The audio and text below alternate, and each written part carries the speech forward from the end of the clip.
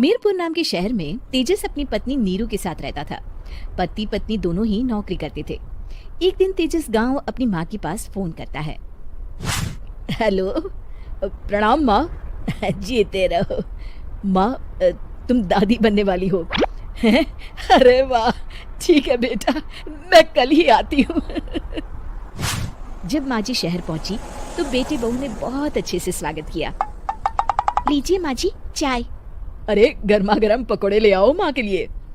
नीरू रसोई में गई और 2 मिनट में ही पकोड़े ले आई। जी ये लीजिए। बहू जादू से बनाए हैं क्या? अभी तो रसोई में गई थी। यम्मी। माँ जी, शीला रसोई में पकोड़े तल रही है, मैं बस लेकर आई। हे भगवान, मेरा धर्म भ्रष्ट कर दिया तूने। अब तो गंगा जल से शुद्धिकरण करना होगा। दूसरे दिन, माँ जी मैंने नाश्ता बना दिया है, ऑफिस जा रही हूँ। पर अभी तो घर का सारा काम पड़ा है। शीला आती ही होगी, झाड़ू पोछा बर्तन कपड़े वो सब कर लेगी। हमारे जमाने में घर का सारा काम हम ही करते थे। जी माँ जी, आप बहुत होशियार हैं, मैं घर ऑफिस दोनों नहीं संभाल पाती। तो जरूरत क्या है घर से बाहर जाकर चाकरी करने की? वैसे भी घर का काम खुद करने से घर में बरकत आती है, समझी?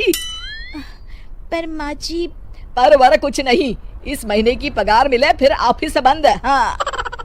रात को नीरू तेजस से कहती है, सुनिए जी, माँ जी बोल रही थी कि मैं नौकरी छोड़ दूं। वैसे ठीक ही तो है, अभी तुम्हें आराम की जरूरत है। फिर भी आराम कहाँ, शीला को छुड़ाने के लिए बोल रही थी। तो अब 24 घंटे में इतना काम तो कर ही सकती हो। पर जॉब पसंद है मुझे, घर पर मन नहीं लगेगा। अगले दिन जब दोनों ऑफिस के लिए निकल रहे थे, मेरी तो कोई कीमत ही नहीं है इस घर में। माँ जी आजकल महंगाई बहुत है, रहन सहन भी बदल गया है, दोनों नौकरी करते हैं तभी ठीक रहता है। अच्छा, तू कहना क्या चाहती है? मेरा बेटा तुझे बिठा के खिला नहीं सकता? तू ही इस घर का खर्च चला रही है, हैं? नहीं माँ जी, मेरा वो मतलब नहीं था। मतलब खूब समझती हूँ, ये बाल धूप में सफेद नहीं किए मैंने। हाँ। अब तो ये रोज का काम हो गया था। तेजस भी रोज की झिकझिक से परेशान हो गया था। एक दिन उसने कहा, नीरू, वैसे भी तुम्हें मैटरनिटी लीव मिलने वाली है, तो अभी से ही छुट्टी ले लो। पर क्या, मेरी सैलरी अच्छी खासी है। आखिर नीरू ने रिजाइन कर दिया। जब बच्चा हुआ तो घर में सब बहुत खुश हुए। कुछ दिनों बाद तेजस फाइल देख रहा था। क्या हुआ तेजस, कुछ परेशान लग रहे हो? हाँ, वो हमारी जितनी सेविंग्स थी वो तो हॉस्पिटल में और छठी के फंक्शन में खत्म हो गई है नीरू। और अभी वैसे मंदी चल रही है तो मैं बोल रही थी कल मुन्ना को हेपेटाइटिस का टीका लगवाना है। नीरू, क्या पोस्टपोन नहीं कर सकते? नहीं जी, बिल्कुल नहीं। अब तेजस को समझ में आ रहा था कि उससे गलती हुई है। पैसों की कमी का असर घर के माहौल पर भी पड़ रहा था। अगले दिन, बेटा मेरा चश्मा और ये दवाइयाँ ले आना, पर्चा देते हुए माँ जी ने कहा। जी। तेजस, मुन्ना के लिए दूध का डिब्बा और डायपर भी ले आना, और ये किराने के सामान की लिस्ट है, इसे भी लाना है। तेजस गुस्से में लिस्ट मरोड़कर फेंकता है और चिल्लाता है, पैसे क्या पेड़ पर उगते हैं? ये ले आना, वो ले आना। अरे पर ये जरूरत का सामान ही है। वो गुस्से में बिना कुछ कहे ऑफिस चला गया।